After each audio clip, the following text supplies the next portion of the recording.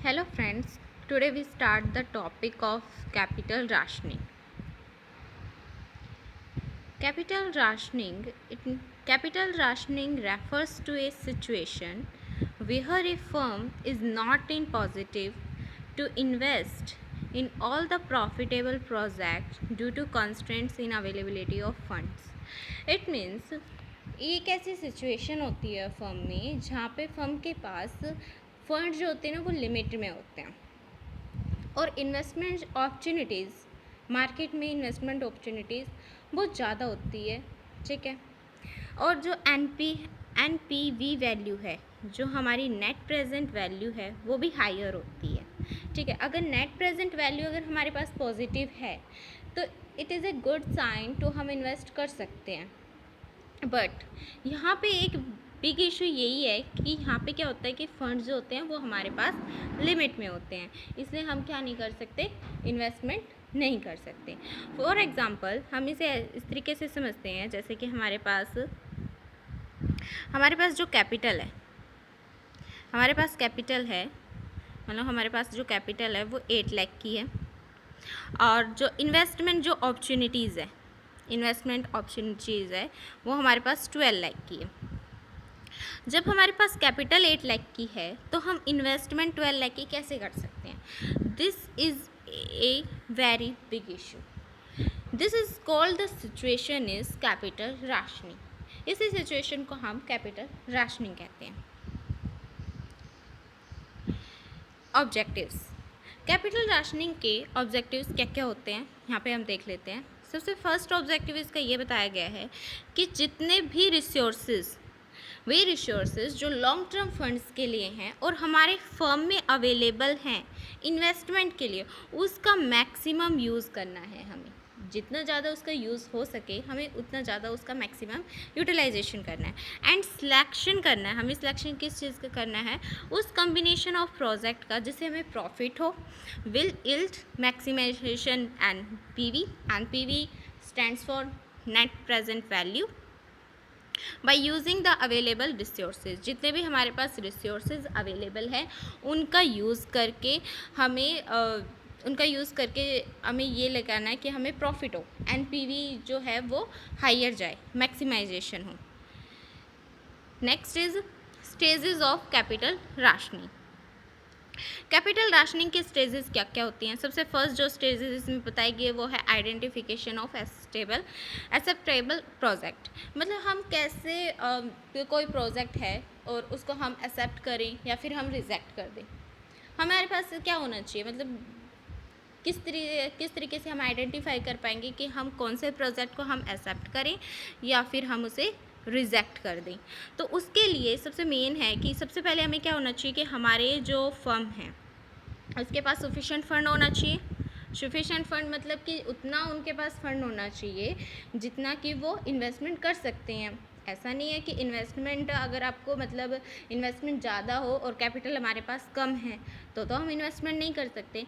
लेकिन अगर हमारे कैपिटल ज़्यादा है और इन्वेस्टमेंट कम करनी है हमें, तब हम इन्वेस्टमेंट कर सकते हैं। इट मीन्स हमारे पास सफिशेंट फंड होना चाहिए, फर्स्ट पॉइंट इज़।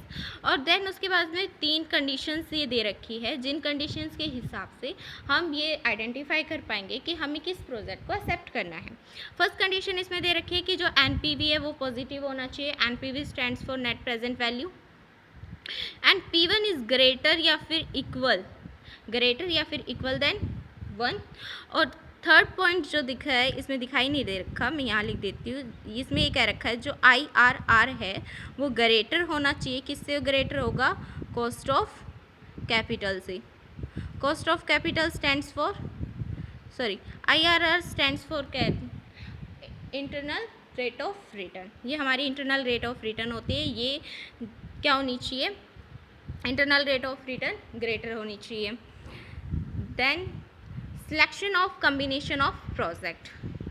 एक बार जब हम एक्सेप्ट कर लेते हैं, आइडेंटिफाई कर लेते हैं कि हमें किस प्रोजेक्ट को हमें एक्सेप्ट करना है, उसके बाद में हम उसके रैंक के बेसिस पे हम उसे सिलेक्शन करते हैं। क्यों करते हैं? क्योंकि हमें उससे क्या होगा? प्रॉफिटेबल इंडेक्स, प्रॉफिट होगा। कोई भी प्रोजेक्ट जो होगा वो हमें प्रॉफिट देगा।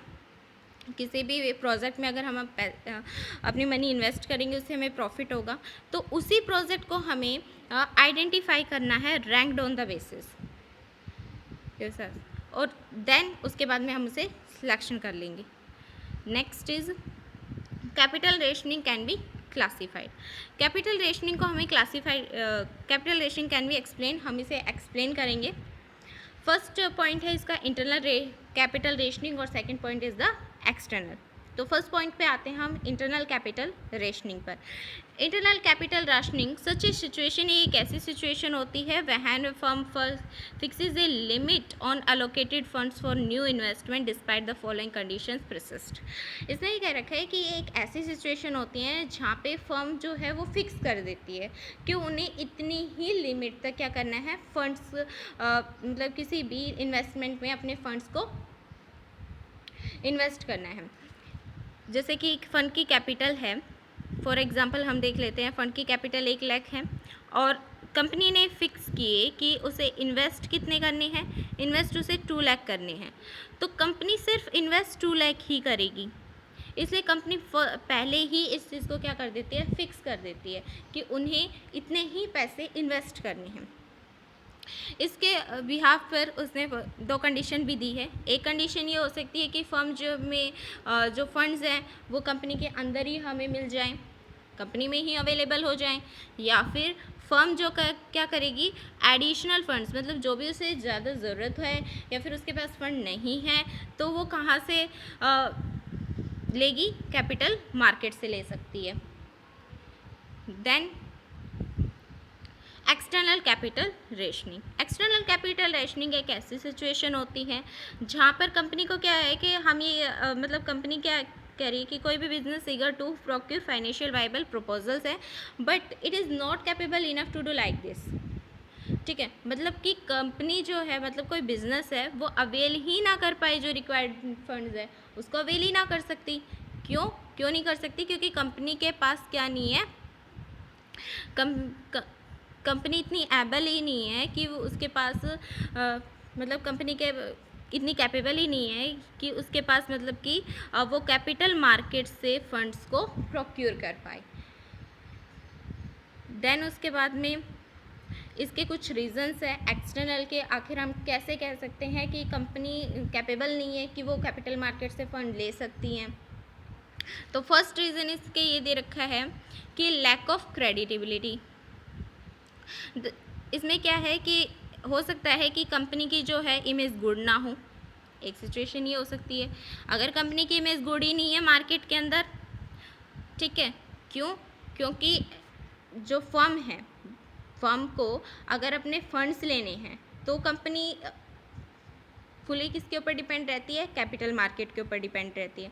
अगर फर्म को फंड्स लेने हैं तो वो फुली कैपिटल मार्केट के ऊपर डिपेंड रहती है। बट अगर फर्म की इमेज ही कैपिटल मार्केट में गुड नहीं है, ठीक है, तो वो एनकाउंटर कर सकती है, उसके रिस्ट्रिक्शंस लग जाएंगी regarding the capital rationing. Capital rationing की तरफ से उसकी क्या दिख जाएंगी, कुछ रिस्ट्रिक्शंस आ जाएंगी, कुछ बाधाएं उसके अंदर आ जाएंगी। तो lack of creditability. Next point is दूसरा क्या रीज़न हो सकता है इसके लिए, हाई फ्लोटेशन कॉस्ट भी हो सकती है।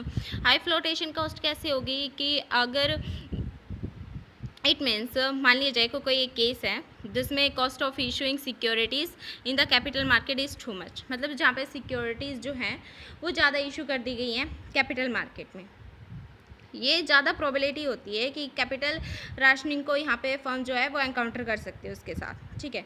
या फिर एक बड़ा केस ये आ जाता है जो कॉस्ट ऑफ इशू है इज़ क्वाइट लेस, वो कम हो, ठीक है। तो इन दोनों चीज़ों में किस चीज़ की मतलब जो सबसे ज़्यादा किसके ऊपर बर्डन पड़ता है, कौन सबसे ज़्यादा प्रॉब्लम फेस करता है, वो होती है स्मॉलर फर्म्स। जो स्मॉलर फर्म्स होती हैं वो ज़्यादा बर्डन इसमें फेस कर पाती है। जो फ्लोटेशन कॉस्ट होती है वो flotation cost smaller firms is very high, इसमें स्मॉलर फर्म्स में ये ज़्यादा हाई हो जाती है flotation cost. Then high marginal cost of capital. High marginal cost of capital में ये बताया गया है, ये एक ऐसा रीज़न है, इसमें ये बताया गया है कि जो फर्म है, अगर फर्म कैपिटल राशनिंग में जो फर्म है वो क्या फेस करते हैं, एक सिंपल रीज़न है जिसमें क्या फेस, एक सिंपल रीज़न ये बताएगी कि जो एक्स्ट्रा फंड है, एक्स्ट्रा फंड जो हम हायर कॉस्ट पे जो भी हम कैपिटल मार्केट से कैपिटल मार्केट हमें उपलब्ध कराती है, जो भी एक्स्ट्रा फंड्स होती हैं वो कंपनी बियर करती है इंक्रीमेंटल मार्जिनल कॉस्ट के ऊपर। जो फर्म होती है वही बियर करती है इंक्रीमेंटल मार्जिनल कॉस्ट के ऊपर। इसमें एक सिचुएशन ये दी गई है, जो सिचुएशन इसमें दी गई है उसको दो वर्गों में क्लासिफाइड किया गया है। तो फर्स्ट वर्ग जो है उसका ये है divisible project and second is indivisible. तो फर्स्ट हम देख लेते हैं डिविजिबल प्रोजेक्ट। डिविजिबल प्रोजेक्ट एक ऐसा प्रोजेक्ट है जिसको या तो आप कंप्लीटली टेक ओवर करो या फिर पार्शियली करो। अगर आपको लेना है तो आप कंप्लीटली लो या फिर थोड़ा थोड़ा करके भी ले सकते हो, मतलब कुछ भागों में बांट के भी ले सकते हो, पार्ट में भी ले सकते हो। लाइक आपको अगर कोई बिल्डिंग बनानी है, उस बिल्डिंग के लिए 90 लाख रुपीज़ की ज़रूरत है आपको, ठीक है। आपको बिल्डिंग बनाने के लिए 3 स्टोर्स, आप ये कह सकते हो कि पूरी बिल्डिंग ना बना के तो पहले 3 स्टोर्स बना लो। आपकी ये 19 लाख जो है ये अमाउंट रिड्यूस हो जाएगी, जितने आपके पास फंड्स है आप उसको उसमें लगा सकते हो। ये हो जाएगा आपका divisible projects. But individual project में क्या होता है कि इंडिविजुअल प्रोजेक्ट ये कहता है कि या तो आप जो भी आपने प्रोजेक्ट लिया है या तो आप उसे कम्प्लीटली लो या फिर लिव इट कर दो।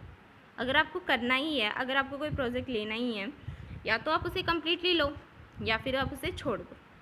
जैसे कि अगर आपको कोई हेलीकॉप्टर ख़रीदना है तो हेलीकॉप्टर ख़रीदने के लिए ऐसा नहीं है कि आप उसके फर्स्ट पार्ट्स खरीदोगे फिर उसके अंदर उसे जोड़ोगे, ऐसा नहीं करना आपको। आपको या तो उसे कम्प्लीटली ख़रीद लो, ठीक है, या फिर उसे छोड़ दो। जैसे कि आपको अगर सेकंड एग्जांपल यहाँ पे एक दे रखा है कि अगर आपको कोई प्लांट है, ठीक है, अगर कोई भी प्लांट है उसको स्टैब्लिश करना है। ऐसा नहीं कि आप प्लांट को मतलब कई भागों में बांट के और फिर उसे स्टैब्लिश करोगे, ऐसा नहीं है। तो आपको क्या करना है, मतलब एक बार में ही या तो उसे प्लांट को स्टैब्लिश करो या फिर लीव इट कर दो। आपके पास सिर्फ 2 ही ऑप्शंस होते हैं।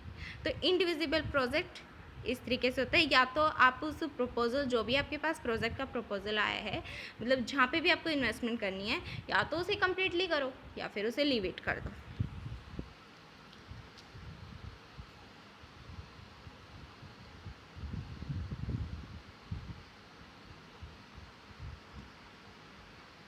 Thank you.